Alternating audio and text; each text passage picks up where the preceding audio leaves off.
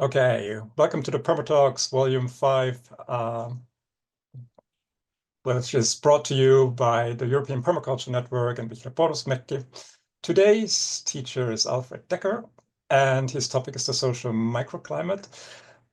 It's probably hard for me to introduce Alfred properly. A lot of you already know him personally, so I will share his link to his 12P designed website in the chat. Uh, for me, he is one of the great guys because he is one of the few who is actually teaching the PTT, so the permaculture teacher training. So I didn't get that lucky to actually train with him. So, but I have the PTT done in Bulgaria. So great concept. And I recommend this to everyone who has the chance to get that done. Alfred will talk about the social microclimate today. So this is a topic that's kind of interesting to all of us, especially for everyone who is doing the diploma, because usually we are now required to have at least 5 social designs. So Alfred, the stage is yours. Great. Thank you so much, Dominic. So I'm going to talk a little bit now about how I got into permaculture and how some of my ideas about permaculture have changed over time. I did my first permaculture design course in 1998 at a time when I was very much involved in the anti-globalization movement. So it was, a global anti-capitalist movement that I'll talk about in a little bit. So I'll share my screen.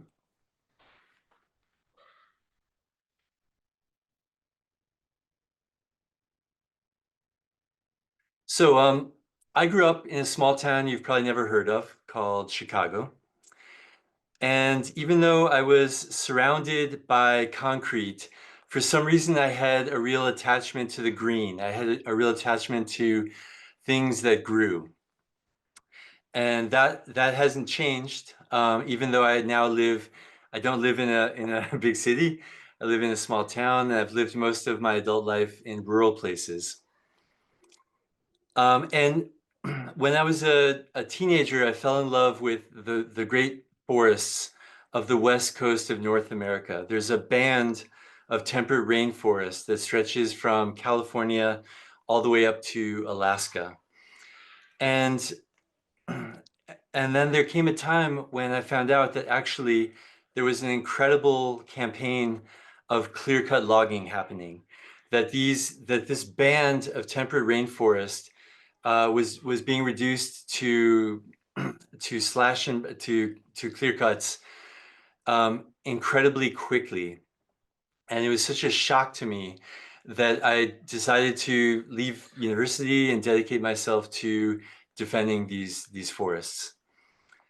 And there was one moment when I was doing what's called a tree sit, where I was sitting up in a platform in this old growth temperate rainforest, trying to defend the trees. And the idea is that if you're up there in a platform, the loggers can't cut down the tree because they'll kill you.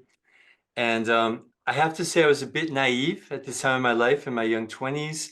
I grew up with a lot of privilege. I grew up armed to the teeth, one could say, with privilege as a man, as an upper middle class white American, with an education.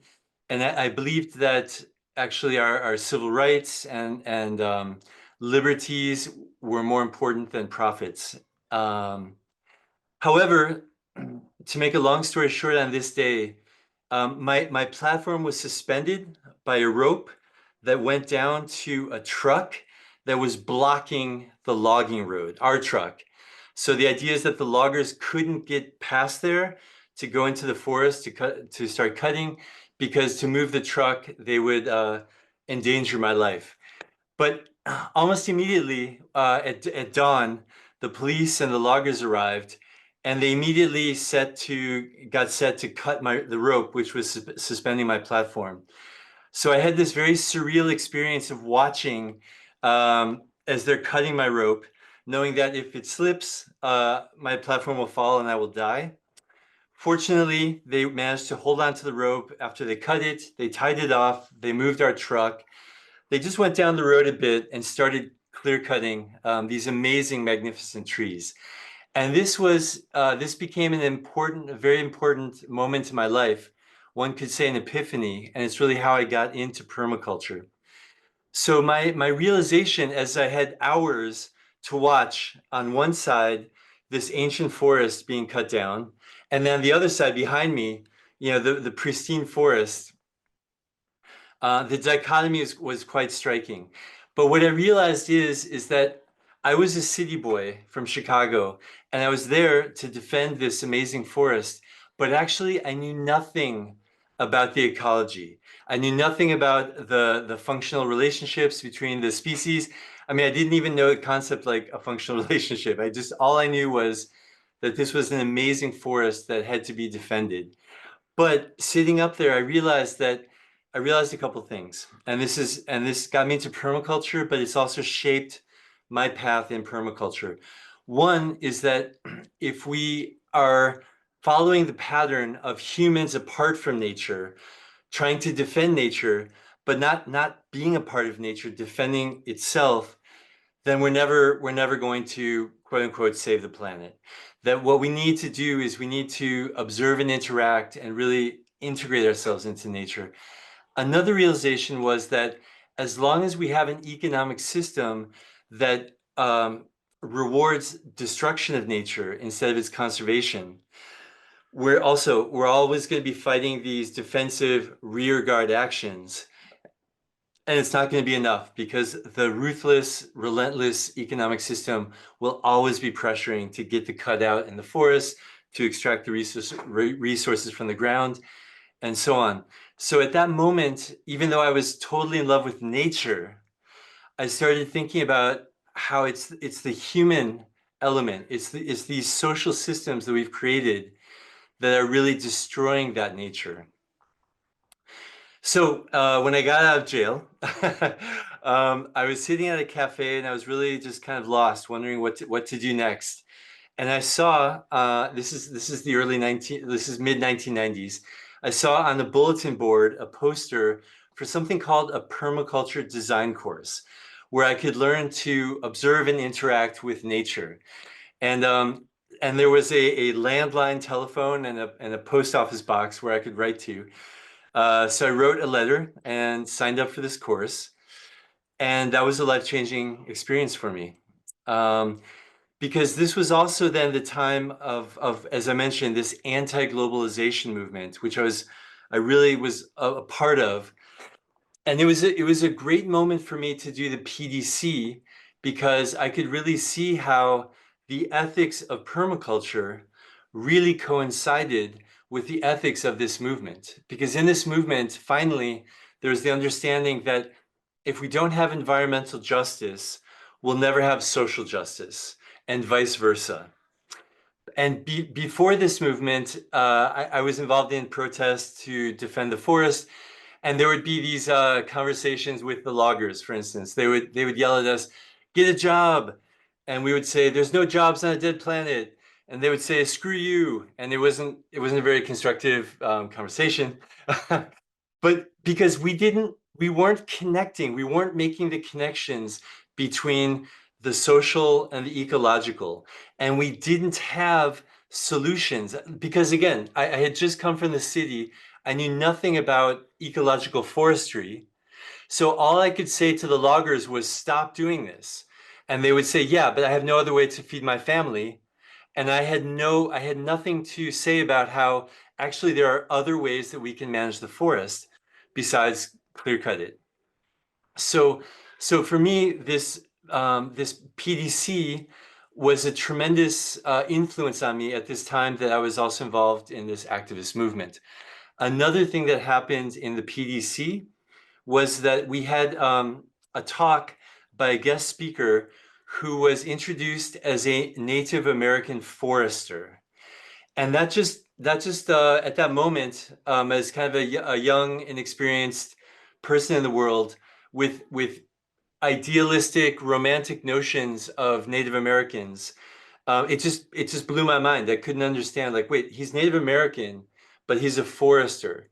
So how can that be? How can he cut down trees? I thought, they would worship them. Again, I was young, inexperienced, ignorant, but he came and explained to us that, his people had been there for thousands of years managing the forest. And that when the Europeans arrived and they saw these magnificent open park-like forests, the Europeans, it was incredible. And what they wrote in their journals, that it was a virgin wilderness, untouched by the hand of man. Yet it had been intimately managed by these people for millennia. And they were doing controlled burns to keep the forest open. And again, all of these concepts just were a complete mind awakening for me, such as he said, it's not a sin to cut down a tree, but it is a sin not to plant more.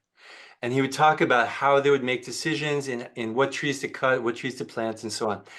So I left this PDC with a sense of, okay, this is what I want to be doing with my life. That I want to observe and interact with nature. I want to be in a lifelong process of learning about nature, because coming from the city, it is a lifelong process. And I want to try to do what I can to still be involved in looking for solutions. And I still want to say that I think that protest is completely necessary and important. It doesn't need to be permaculture is not a protest movement. I think that's clear. Permaculture is about finding practical solutions to the world's problems. But we know that Bill Mollison was quite radical. And he had been involved in protest movements himself, and he had been critical of protest movements that couldn't, he would say that, revolutionaries who can only who only produce words and bullets and can't produce their basic necessities will fail. But I also want to mention that another influence on me was Joanna Macy, who says that in the great turning away from the path of destruction, three things need to happen. There needs to be defensive actions, what she would call holding actions, like what I'm talking about. We do need to defend nature. We need to defend our rights. And especially at this moment of time, as the far right is rapidly growing in power and taking power, we need to defend those rights and defend our planet. But the other 2 points, the other 2 pillars of the Great Turning are creating a new story and creating practical models and examples of how we can live and meet our needs without destroying the planet. And I think that actually permaculture can really play an essential role in the latter 2 points. So also at this permaculture design course in 1998, there was someone named Starhawk, who I'd heard about before. Someone had told me, I saw a book by Starhawk on someone's bookshelf, and I asked, who's Starhawk? And they told me, oh, she's a witch. And as a 19-year-old guy from Chicago, I kind of was like, oh yeah, of course, she's a witch. But I always wanted to figure out what does that actually mean.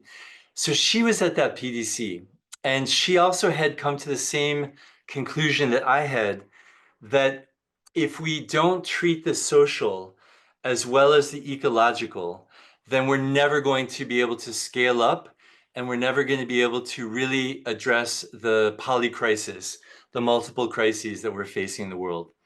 So that was a great moment for me to meet her. And it started a relationship that we continue to this day. We still teach together in summers. And we share the same opinion. And now I'm going to go more into this social. So, I'm still that kid that loves growing food. And that hasn't changed. And I'm still a person who loves big trees.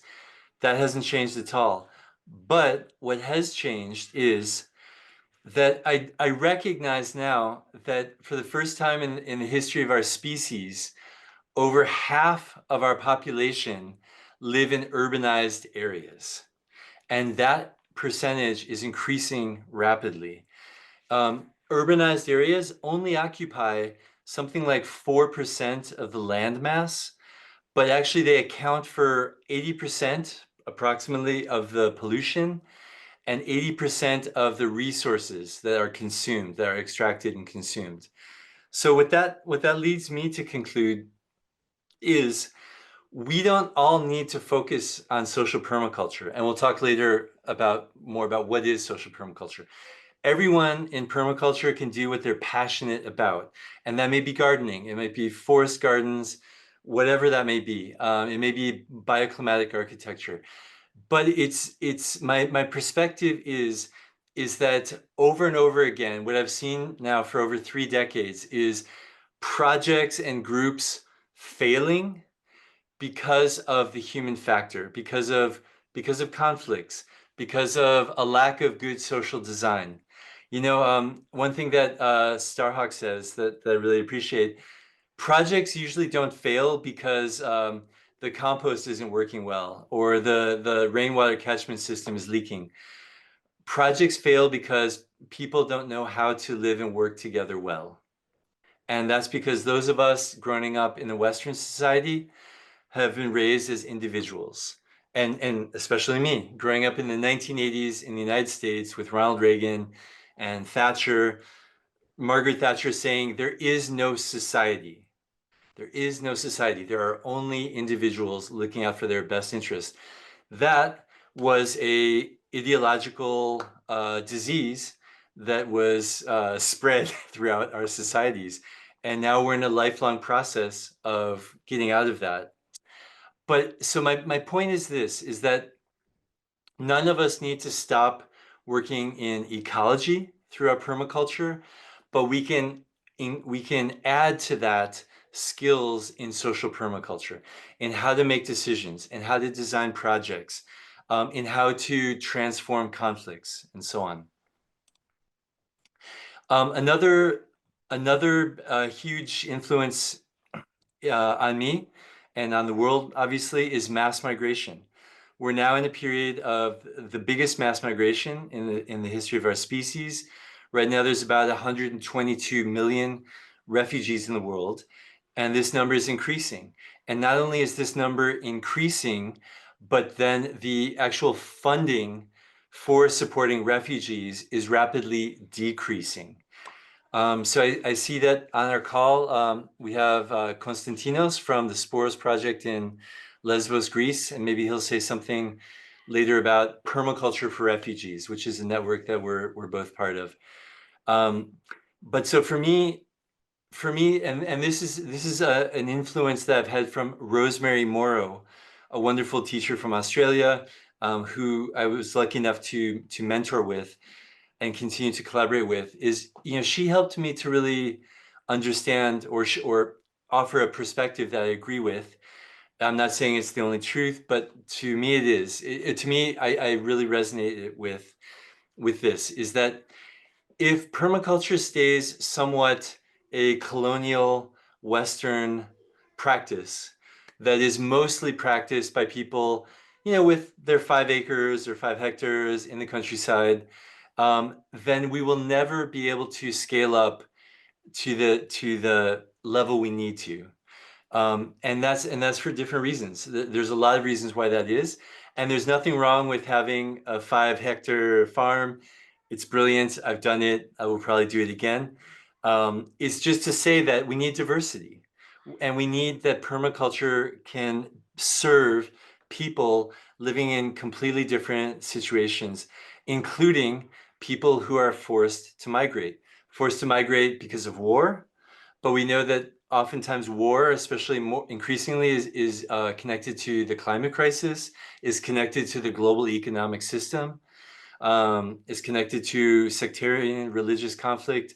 So I feel as the grandchild of two.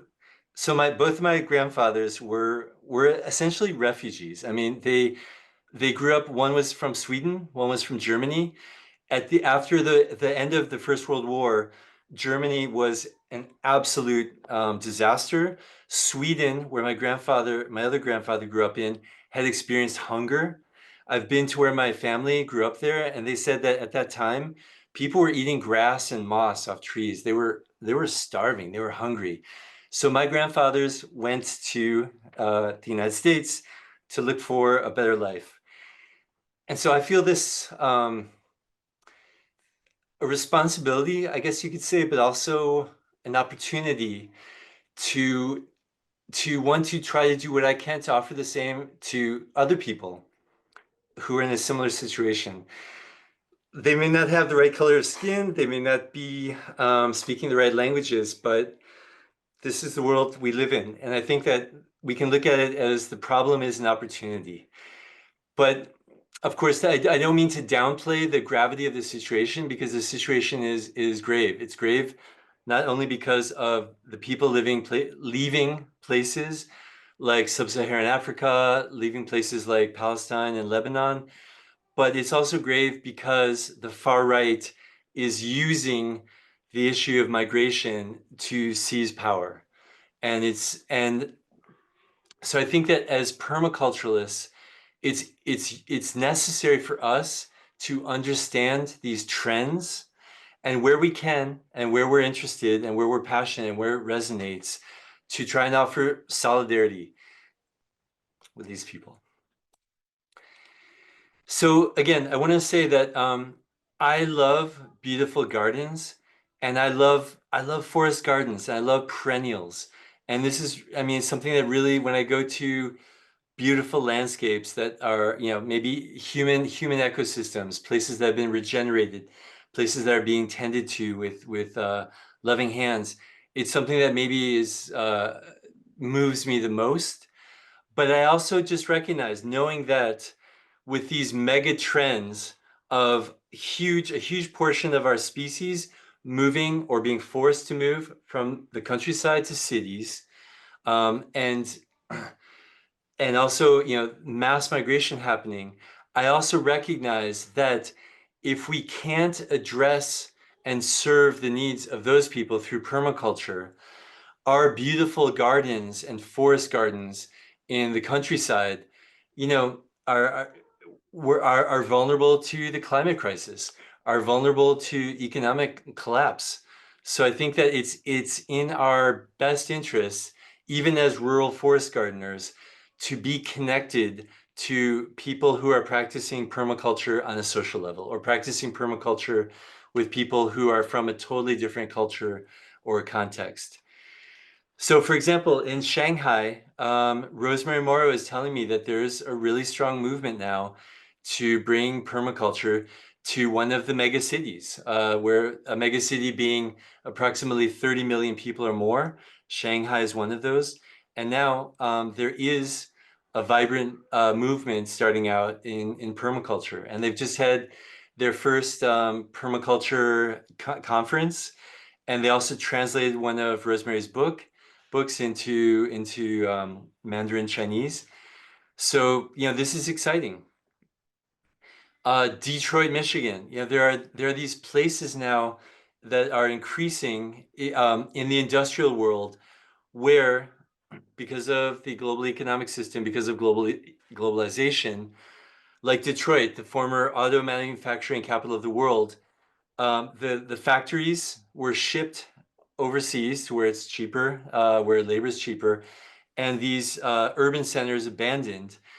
I want to see how permaculture can be useful here. And in Detroit, there is a really vibrant urban agriculture movement, agroecology, organic agriculture, permaculture, and I'm really inspired by that. Same with the favelas of Sao Paulo in Brazil. How can permaculture be useful here? Fortunately, there are projects in places like this in Sao Paulo. So, you know, coming back to this point from before, that really, for me, I think that we now have a body of sacred knowledge in permaculture, that we really have incredible techniques that have been proven by time. They can be repeated with repeatable results on how to regenerate landscapes, how to grow food with putting more carbon in the ground than the atmosphere. How can we design buildings that feel like a third skin, that can heat themselves in winter and cool themselves in summer. We have this body of knowledge, but we don't know how to work well together. We don't know how to live well together. And this is what's keeping us from scaling up. One of the big things that's keeping us from scaling up. So that's a little bit about, so that's an introduction to kind of where I've come from in social permaculture. And now I'd like to open it up for some questions, some comments, some insults, whatever you may have. And then we could talk about some suggestions for, what does some ideas and examples of social permaculture, like what does that mean? Who's practicing it? How can we get into it? So anything you'd like to chime in with?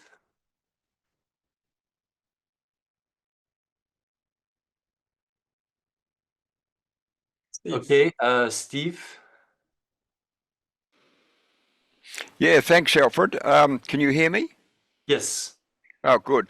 Your name has been around ever since you were born into permaculture, and I certainly congratulate your phenomenal energy that you're sharing around the world. I find it quite exciting. Myself personally, I probably for my own reasoning quite insulated from the social permaculture aspects, but I often reflect on our three ethics. Care for the earth, care for people, and share the surplus. Now, my observation is that we are pretty good at designing gardens and farms and all sorts of other things, and we're pretty good at sharing the surplus, but we fail dramatically in the people care element, the social permaculture element. Times are changing rapidly right now, as we're all aware. And a few close friends of mine are astrologers, hardcore, deep astrologers, and they're saying it's an astrological movement that we're all part of, the age of Aquarius, which is giving a total new rebirth to the element we call social permaculture. Now, I'd like to just share that viewpoint with others for a bit of a debate here. And am I correct in recognizing this? And how can we develop it? I know Starhawk and Robin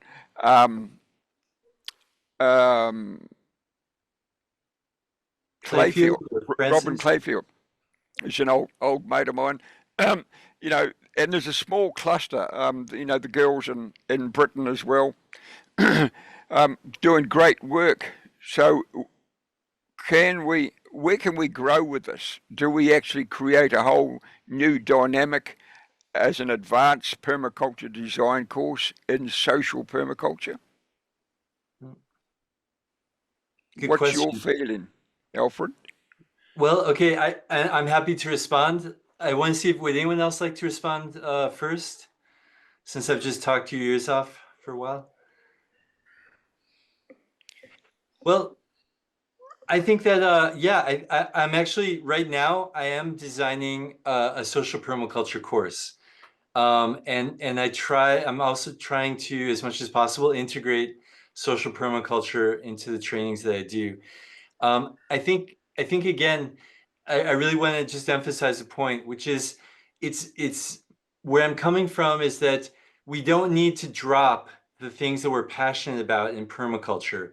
And that again, I think people are often really passionate about regenerating landscapes and growing food. And that's great. And that doesn't need to change and shouldn't need to change because it's a foundation of permaculture. It's more about getting skilled up in, for example, sociocracy.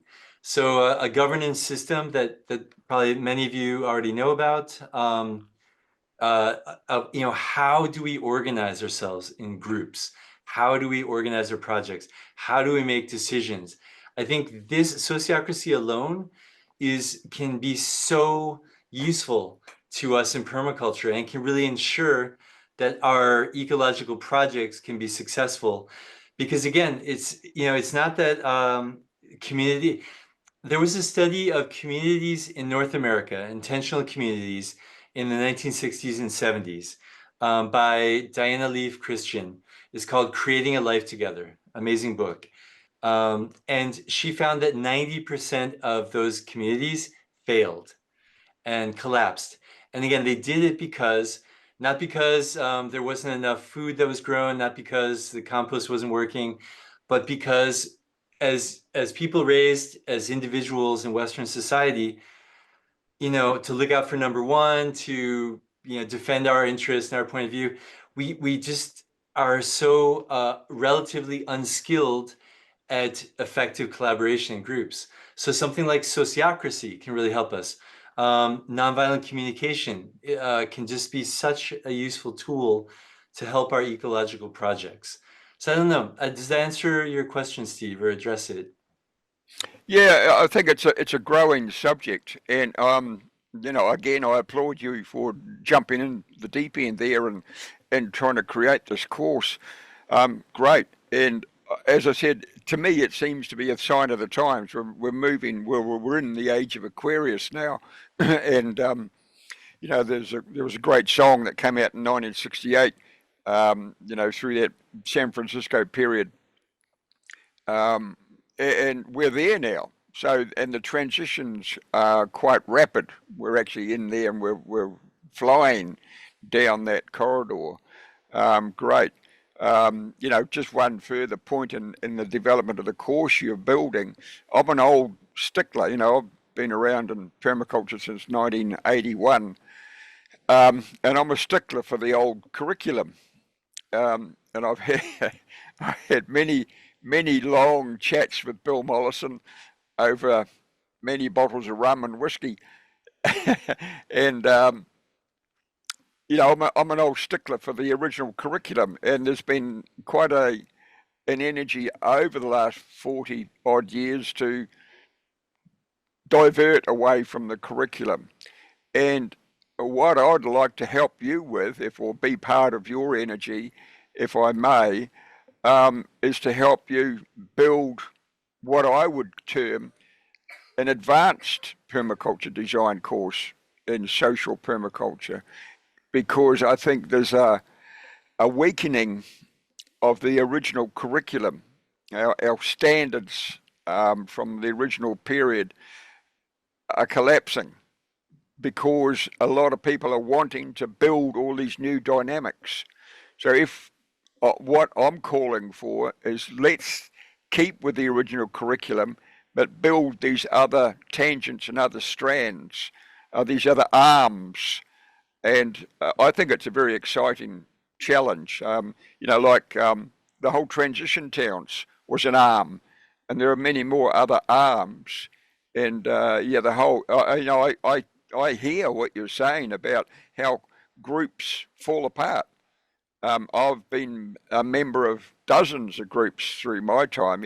I'm 70 now, and I've been a member of dozens of groups, and they've all fallen apart. I'm in the middle of trying to build another group here in my neighbourhood because I'm heavily involved in politics, and it's a challenge. So, crikey, if you can come up with a toolbox, I'm on your side. Okay, thank you, Steve. What do you all think? What are some of your ideas about social permaculture? Lumia? Yes, thank you very much. Very interesting. Social permaculture has been something I've been interested in since I got interested in permaculture, which is just like 10 years now. So I'm very much a novice alongside you others here. But yes, it's been quite a journey. Reading about it, thinking about it, living through different kinds of group dynamics, and well, I have the essence pretty much. What I've come down to is it all, for me, it all starts with the attitude that people come to permaculture with. I've seen that the problems start to arise when people come to permaculture wanting to change the ecological world and wanting to use permaculture ethics and tools and principles in their gardens and in their, food forests. And then they still continue with the cultural, what's the word? The way, they bring the culture we have, the baggage. They bring the culture we have in the normal world right now, of competition and scarcity thinking, and having everyone as an enemy, or thinking about this individualism that you was mentioning, Alfred. And I don't know. I think, like, for me, I think for me, it needs to start deeper than with the tools. Like, the tools can definitely help. No, using tools can help create like governance models, or ways to work with each other. But if we cannot bring an intrinsic belief that all the people that we collaborate are equal to us and are worthy as humans, it's always gonna fail. So that's something I've been thinking quite a lot about recently. Yeah, if I may jump in, it seems to me that it's our cultural education. I look at all the cultures around the world, and our Western culture, we're not given these tools when we're at school. We go to school when we're 3 or 4 or 5 years old, and we're locked into that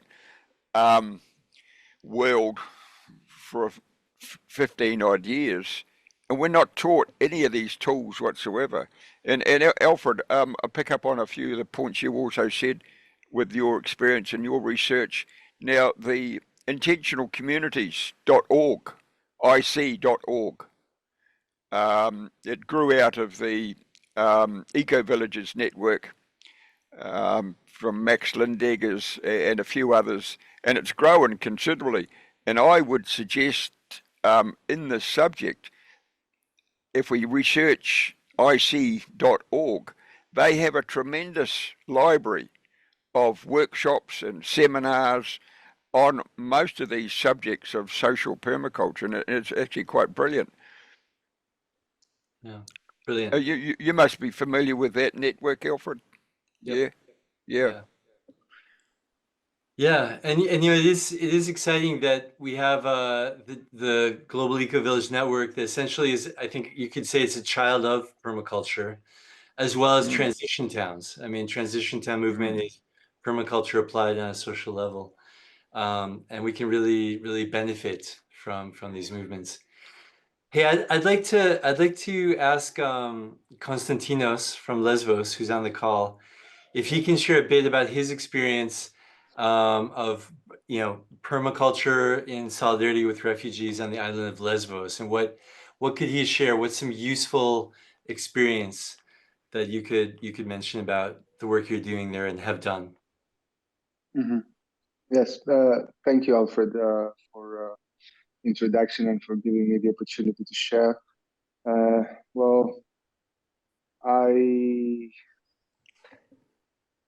So for those of you who are not familiar, Lesbos is an island in Greece that is next to the borders with Turkey. So it's always been one of the gateways of refugees into Europe, but especially after the Syrian crisis, we had an influx of refugees. We had thousands of people coming every day by boats. And so far, in the past, say, 7 years, more than 1 million people come across, and it's a small island. Okay, so I was there as a human rights lawyer, and I was already involved in permaculture, but I never thought about connecting my lawyer work with my permaculture passion. And then Rosemary Morrow decided to, as part of a project that she was running, the permaculture through the Permaculture for Refugees network, she came to Lesbos and taught a PDC there. which I attended as a student and as a co-facilitator, let's say. It wasn't my first PDC, but hey, you can never attend enough, can you? So after she was there, and where I got to meet her, and I got to see how she was interacting with refugees and also with internationals, because it was a mix. There were both refugees and internationals in the PDC. I got really inspired, and I saw a lot of potential to use my passion and my knowledge on permaculture to help the people that were coming through the island. So I set up that organization, Sporos Regeneration Institute, and I started teaching permaculture to refugees and taking refugees from the camp and bringing them to the educational farm that I set up, and just trying to get them away from the camp, really. It wasn't about giving them a certificate. It wasn't about anything to begin with. And even though most of these people that have come through the farm and have also graduated from the PDCs that I've been teaching there, not many of them have followed through and kept on practicing permaculture. Nevertheless, all of them benefited, and benefited greatly, either by just spending some time in a natural environment that wasn't bland and miserable like a refugee camp is, or through connecting them with other permaculture refugees, permaculture projects elsewhere in Europe, because Lesbos is a transition point. Hardly any of the refugees that come through there stay there. There's really hardly any. So why am I saying all this? I'm saying because it shouldn't be, I feel that, to be part of social permaculture is also getting people together and getting them to know permaculture, but not necessarily making them permaculture practitioners, it's about influencing them so that they can become better people and treat people better and treat nature better and generally treat each other better. So yeah. Now another thought, maybe I'm changing the subject a little bit, but another thought that has been coming in my mind a lot the last few years, when I'm thinking about how we can make the movement grow, the permaculture movement, and make it more accessible and known to other people, is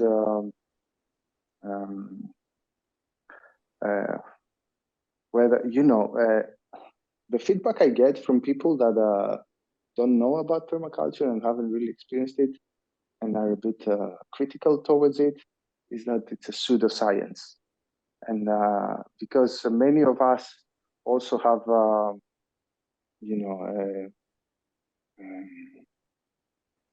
we have some beliefs and a stance towards life that is really unconventional, let's say, or not the norm. I find that this is the main obstacle for permaculture to grow and to reach out society in a larger and more acceptable way. And my thought, I'm always thinking how we can make this happen without betraying our values and without becoming a mainstream science or whatnot. I don't know if what I'm saying makes sense to any of you, but I really wonder how we could turn around this negative image that many people have, and especially the media and people in power, those people that stop us from becoming known and reach out to the rest of our fellow human beings. And I'll put a stop there, and I'll open the floor to anyone who has anything to say. Thank you all. Thank you.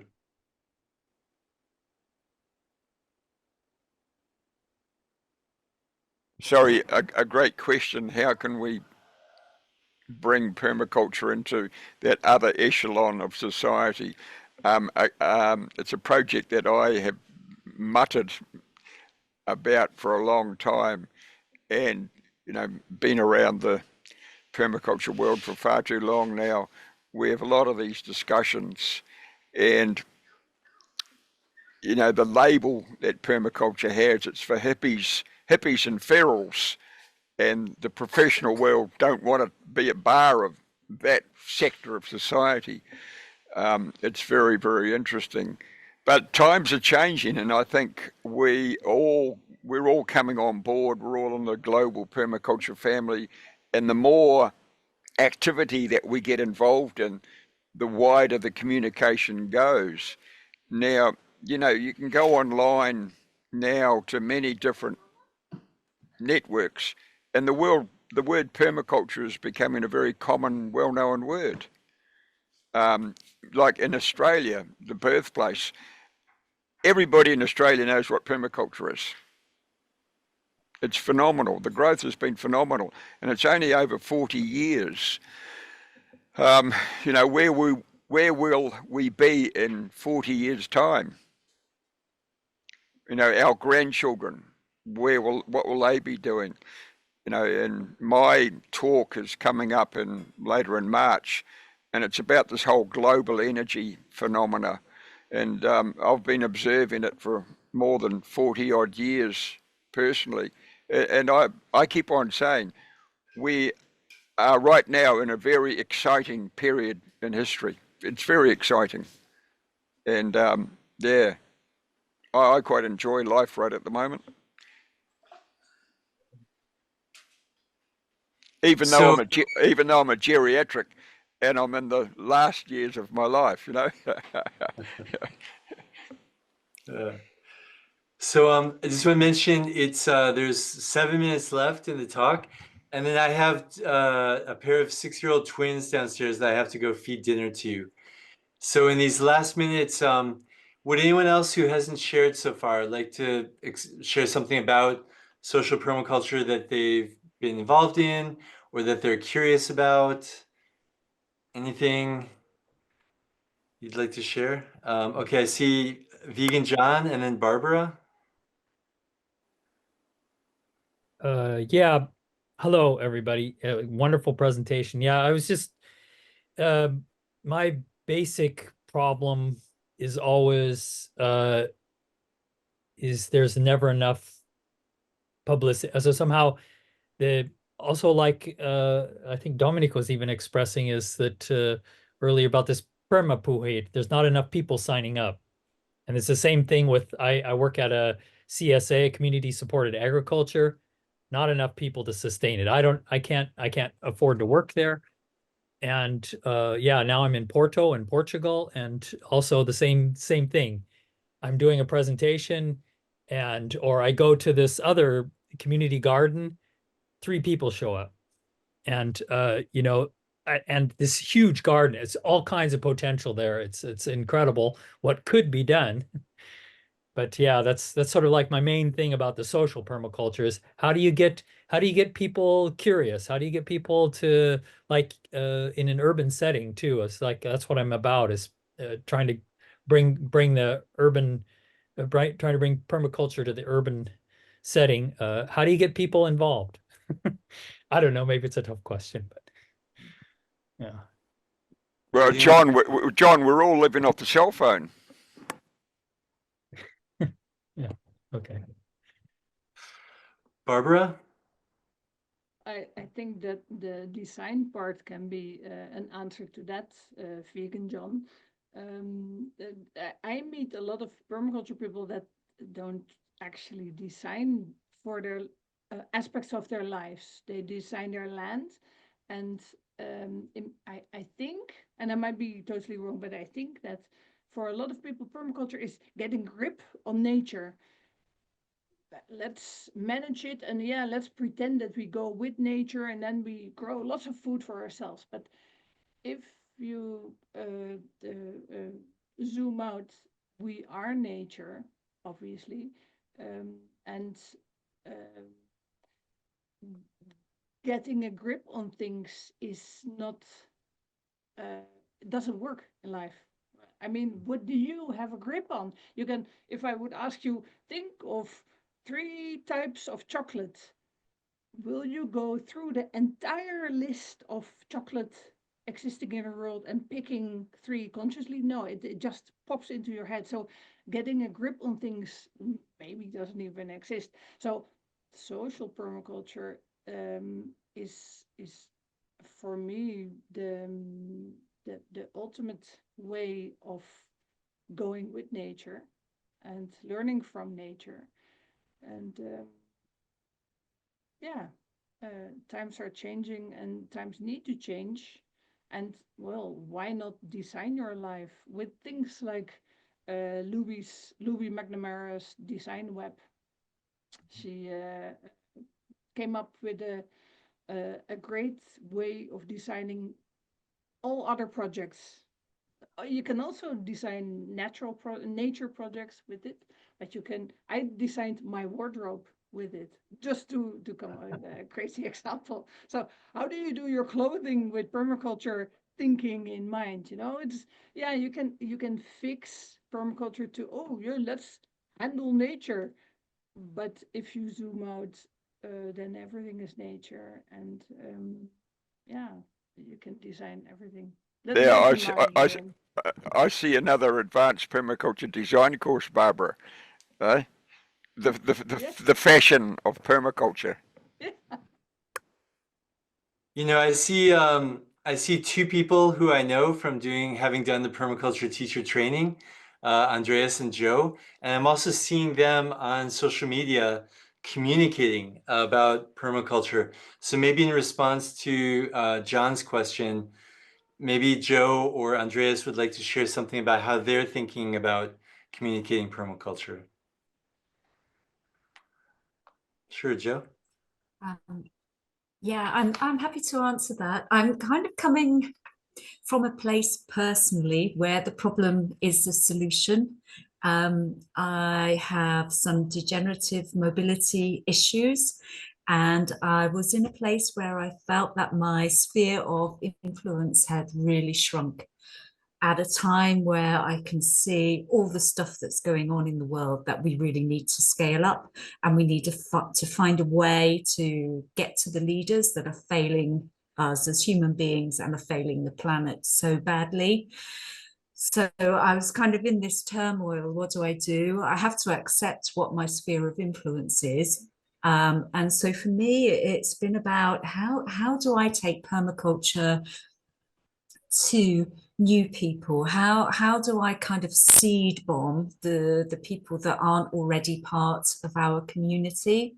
Because they're the people that can vote for the people that are leading us to disaster at the moment.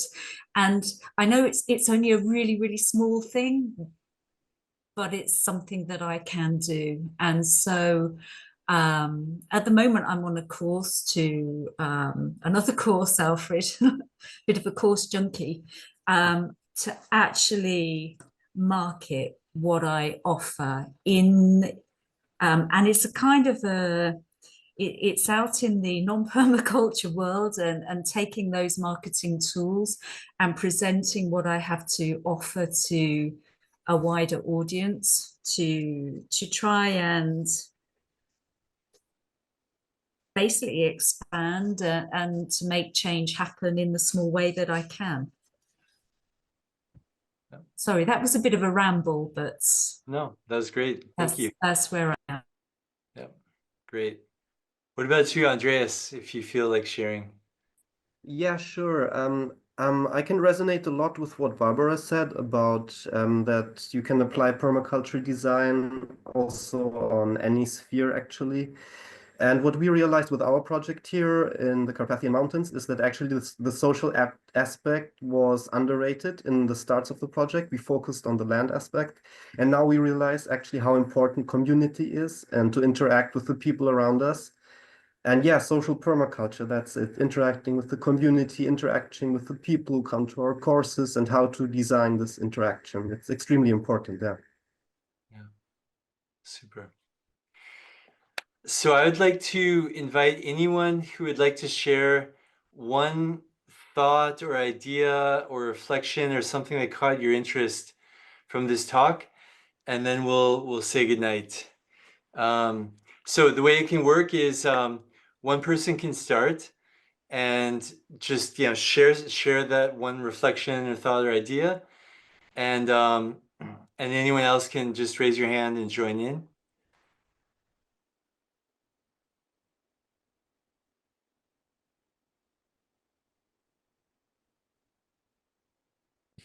Dominic? Yeah, I'll jump in first. I guess what I can see evolving here, with the network that we know of, Luby and Starhawk and Robin and a few others around the world, and yourself, Albert, I can see a network specific to social permaculture developing, and hopefully somebody will take up the secretariat role in maintaining that.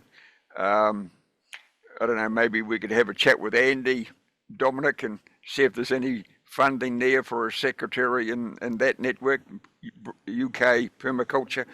There's a lot of money in the UK. We could just put a funding application out for somebody to come along to pick up that job. And it certainly does need massaging. So, as John said, he can't afford to work in the community gardens. There isn't, we've all got to pay the rent and put food on the table. If it's not coming out of our garden, we've got to pay for it. So obviously a good challenge. Let's just massage it, give it as we say down under, give it a kicking, and see what comes of it. Okay, how about one last from Dominic? Design more action. We need a social permaculture conference or something. Okay. Okay, well, I'd like to close by sharing something that I always resonate with, and increasingly so, as we see the rise of the far right spreading rapidly. Here in Spain during the Spanish Civil War, there was a Republican anti-fascist named Buenaventura Durruti, and he said something that really resonates with me as a permaculturalist. He said, we are not afraid of ruins. The destroyers may blast and lay bare this world before they exit the stage of history, but we have a new world growing in our hearts, and this world is growing as we speak. So thank you very much, and it was great seeing you all, and I hope to see you again. Thank you very much, Alfred. Thank you, Alfred. Thank you, everyone. Thank you, everyone. Be well. Thank you very much. It was great.